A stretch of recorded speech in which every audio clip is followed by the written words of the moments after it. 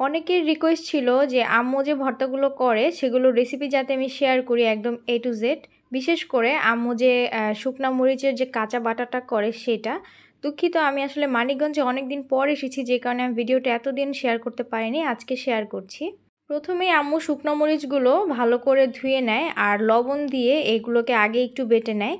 আর এই কাজটা কিন্তু আপনারা চাইলে ব্লেন্ডারেও করতে পারেন, এই ভর্তাটা ব্লেন্ডারেও বেশ ভালো হয়, তবে পানির পরিমাণটা একটু বেশি থাকে আর কি।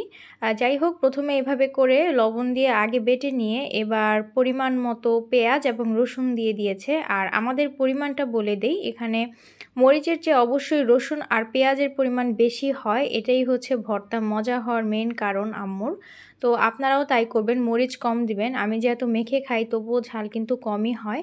এবার দেখাচ্ছি বাকি ভর্তাগুলোর রেসিপির যে মেইন হচ্ছে মিশ্রণটা, মানে এটাও কিন্তু আমরা খেয়ে নিই। এটা হচ্ছে শুকনো মরিচটাকে ভেজে নিয়েছে, সেই সাথে পেঁয়াজ এবং রসুনটাকেও ভালো করে ভেজে নিয়েছে। এটাকে ভেজে নিলে সেটাকেই আমরা বলি হচ্ছে শুকনো মরিচের ভাজার রেসিপি। আর এটার সঙ্গে তিল টেলে দিয়ে দিলে সেটা তিলের ভর্তা হয়, বাদাম টেলে দিয়ে দিলে সেটাই বাদাম ভর্তা হয়। মানে মেইন উপকরণ হচ্ছে পেঁয়াজ, মরিচ আর হচ্ছে রসুনটাকে ভালো করে টেলে নিয়ে এরপরে এর সাথে যেই ভর্তা খাবেন সেই ভর্তার জন্য বাদাম হলে সেটা বাদাম, বা কালো জিরা হলে কালো জিরা, অথবা তিল হলে তিল, তাহলেই বাকি ভর্তাগুলো খুব ইজিলি রেডি হয়ে যাবে। একমাত্র কাঁচা শুকনো মরিচ বাটার যে ভর্তাটা, সেটার মধ্যে পেঁয়াজ আর রসুন একদম কাঁচা কাঁচা ব্যবহার করে, সেখানে শুকনো মরিচটাও কাঁচাই থাকে। আর বাকি সবগুলো ভর্তার জন্য কিন্তু শুকনো মরিচ প্লাস রসুন পেঁয়াজ সব কিছু ভেজে নেয়। আর সেটা ভেজে নিয়েও কিন্তু আমরা সেটাকেই হচ্ছে ভাজা শুকনো মরিচের ভর্তা বলি, সেটাও খুব মজা। আর আজকে হচ্ছে আম্মু বাদাম ভর্তা আমার কথাতে ব্লেন্ড করেছিল, সেটা কিন্তু খেতে খুব বেশি ভালো হয়নি, একদম থকথকে সাদা হয়েছে, কেমন যেন পানসে লাগছিল।